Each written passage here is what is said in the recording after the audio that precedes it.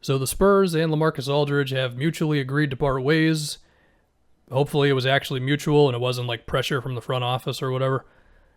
And there does not seem to be a lot of talk about a buyout right now. It seems to be all about a trade. Miami has been brought up. I think Philly's got the contracts at least. I think Dallas has a contract that they could jump in here.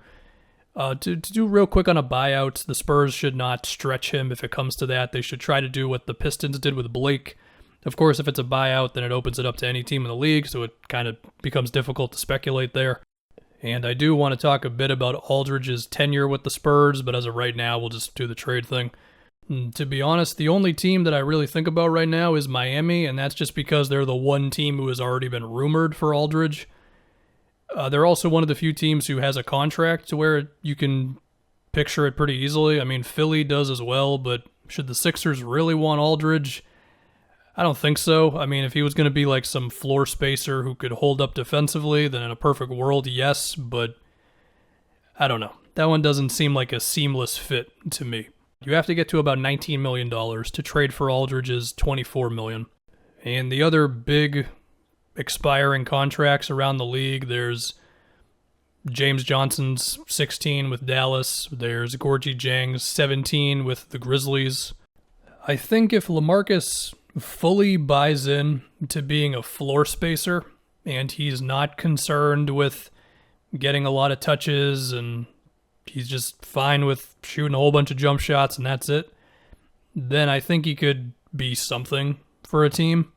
I don't think we're going to see that many post-ups at this point. I mean, maybe one a game or so, but he's got to pull a bit of a like a Carmelo Anthony where you have to be content with not being a main guy on offense anymore. With Miami, it's Iguodala's team option, Avery Bradley's team option, Myers Leonard's, who of course just made himself non-essential, as we all know.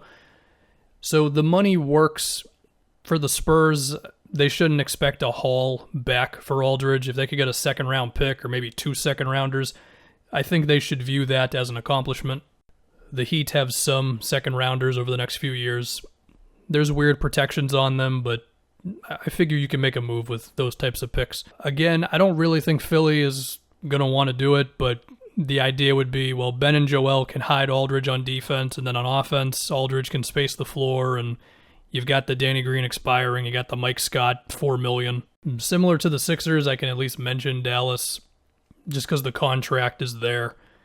I mean, they need shooting. I don't think Lamarcus Aldridge would fix a lot of their problems, but it's at least a floor spacer. I think they should be wanting spacing from more of a wing guy, but if they were desperate enough for it, that would be something. It could create a bit of a logjam in their front court, another reason why they probably shouldn't do it. But I'm just trying to find teams who could look to improve themselves right now who have the contracts, and there's just not a whole lot of teams. I mean, the Celtics have the trade exception, but they should not use it on a 35-year-old. I've seen the Blazers pop up a little bit on Twitter. I don't think there's a good move for the Blazers in there because they would have to trade somebody who actually matters. I mean, Rodney Hood is expendable, but after that, it's like you're not trading Covington, Nurkic, or Derek Jones. I don't think you should trade Cantor. He's been important for them, and they should not trade Zach Collins even if he's been hurt. Like, he still has potential to be a good player, so I just don't see what the move is there. And similar things with the Suns. I've seen them talked about a bit. I mean, Jay Crowder matters, Dario Saric matters, and eventually you're just getting to guys who make too little money to make a move happen. Unless it's going to be a team who's underneath the salary cap, the 3 teams are the Knicks, Hornets, and Thunder. I don't think either of those 3 would really want Aldridge. And the only other expiring contracts I can find around the league, I mean, there's the Grizzlies, there's Gorgie Jang's contract, maybe. I mean, there's Eric Bledsoe, if the Spurs wanted him for some reason. The last year of his contract is not guaranteed, so that's kind of cool. So yeah, I don't know, man. I guess Miami is the one team because they've just been in the rumors. Anyway, I'm going to take a look back at Aldridge's time with the Spurs. It was a pretty big deal when they signed him because we all knew that Tim Duncan was declining and Kawhi was going up. And it was this moment of, well, how are the Spurs going to transition into the next phase of this whole thing? And then they signed Aldridge, and it was like, oh, well, there's our answer. And the first year with Aldridge, they win 67 games in 2016. They lose to the Thunder in 6 games because OKC was just great that season. I mean, that was the team that pushed the Warriors to a Game 7. And that was the first year where Kawhi kind of took the reins as the scorer of the team. He averaged 21 a game. Aldridge averaged 18. And it seemed like it was this perfect situation of these guys, you know, they're the scorers, but then we still have Tony and Manu and Duncan to help out, pretty much. And then, you know, Tim Duncan retires, so part of that goes out the window. But then they pushed the Warriors. Well, they were beating the Warriors in that Game 1, I should say, before Zaza, you know, jumps on Kawhi's foot.